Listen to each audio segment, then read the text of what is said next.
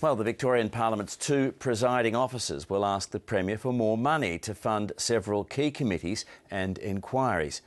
The Parliamentary Speaker and the President of the Upper House appeared before a budget estimates hearing today, and they also complained that the old Parliament building is crumbling and desperately in need of repairs.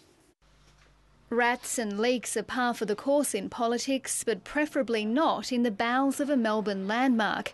A budget estimates hearing was told there's a $5 million shortfall this year for works needed to overhaul the 156-year-old building. This was from the northeast corner of the building, and it's fallen within the past month, including the repair of potentially dangerous masonry and wiring and measures to tackle vermin infestation and rising damp. It is an iconic building. It's not a building that is just where politicians work. It's actually seen as the cradle of our democracy here. There are also concerns about how a number of key parliamentary committees would be funded, including the investigation into the handling of sex abuse complaints by religious organisations. Labor estimates the cost of that inquiry alone could eat up the entire parliamentary committee budget. How on earth can 17 committees function on $6.7 million when one of them has the biggest reference that a parliamentary committee has had in Victoria for years?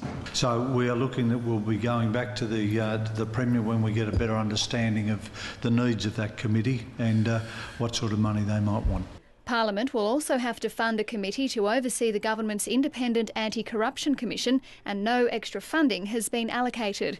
The minister responsible also faced questions over allegations of corruption and conflict of interest surrounding a security tender for the new commission. My office became aware. That was immediately transmitted to the Secretary's office, and we've had no further involvement with the process at all since then. A police investigation is continuing and a contractor involved in the tender has been stood down. Alison Savage, ABC News, Melbourne.